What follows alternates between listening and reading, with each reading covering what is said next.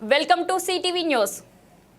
Greater Warangal municipal corporation 3వ division పరిధిలోని పైడిపల్లి గ్రామంలో సెంటనరీ బాప్టిస్ట్ చర్చ్ ప్రారంభోత్సవం కార్యక్రమంలో పాల్గొన్న గౌరవ వర్ధన్పేట ఎమ్మెల్యే విశ్రాంత ఐపీఎస్ అధికారి Shri KR Nagaraju church committee సభ్యులు ఎమ్మెల్యే నాగరాజును శాల్వతో సత్కరించారు. అనంతరం ఎమ్మెల్యే నాగరాజు మీడియాతో మాట్లాడారు.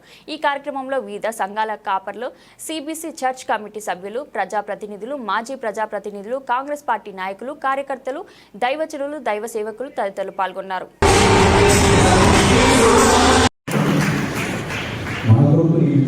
నాయకులు వారి యొక్క సుపరిపాలన ప్రతి ఒక్కరికి సుఖశాంతులు కలిగే విధంగా సామరస్యంతో జీవించే విధంగా ఈరోజు సెంటనరీ బాప్టిస్ట్ చర్చ్ చాలా అతి పురాతనమైంది. నాకు తెలిసి సుమారుగా 100 years 110 సోదరులు చెప్పే విధంగా 110 సంవత్సరాలు పై చిలుకు దీని ఈ యొక్క ప్రత్యేకత, ఈ యొక్క చర్చ్ యొక్క ప్రత్యేకత. సో ఇలాంటి ఈరోజు పెద్ద ఎత్తున భక్తి శ్రద్ధలతో వారు దాన్ని ఇనాగ్రేట్ చేసుకొని వారి భక్తి శ్రద్ధలతో యేసునామం కొలుసుకోవడం భారత రాజ్యాంగంలో ఇచ్చిన ఒక గొప్ప వరం.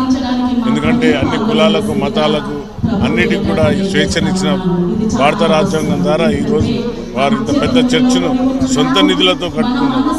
సుమారుగా 600 ఫ్యామిలీస్ కాంట్రిబ్యూట్ చేసి 4 కోట్ల పైచిలు ఖర్చుతో కట్టుకున్నారంటే ఆ యొక్క దేవుని భక్తి, దేవుని పట్ల ఉన్న శ్రద్ధ, వారిలో ఉన్న కమిట్మెంట్ని చూసి నేను చాలా ఆశ్చర్యపడ్డా.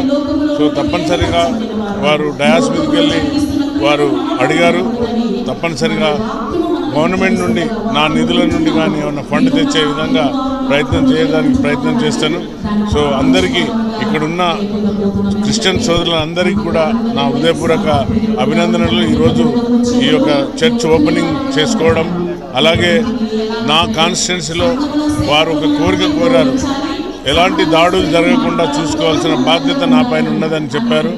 తప్పనిసరిగా క్రిస్టియన్ సోదరుల మీద దాడులు జరిగితే తప్పనిసరిగా కఠినమైన చర్యలు తీసుకునే విధంగా నేను ముందుకెళ్తాను. అలాగే ఈ యొక్క కులతత్వాలను, మతతత్వాలను రెచ్చగొట్ట పార్టీలకు ఇది ఒక చెంపపెట్టు. తప్పనిసరిగా ఈ యొక్క భారత రాజ్యాంగంలో, భారతదేశంలో అందరికీ స్వేచ్ఛనిచ్చిన రాజ్యాంగం ప్రకారం అందరికీ ఏ దేవుడు అంటే ఆ దేవుణ్ణి, ఏ మందిరం అంటే ఆ మందిరం ప్రార్థించే హక్కు ఉన్నది. కాబట్టి వారందరినీ కూడా నేను అభినందిస్తున్నాను. ఎలాంటి అవాంఛనీయ సమస్యలు ఎదుర్కొన్నా కూడా నా దృష్టికి తీసుకురావాల్సిందిగా వారిని కోరుకున్నా. తప్పనిసరిగా నా కాన్స్టిట్యున్సీలో ఉన్న మైనార్టీ క్రిస్టియన్ సోదరులను ఎప్పుడు అండగా ఉంటారని మాట ఇచ్చాను. Thank you.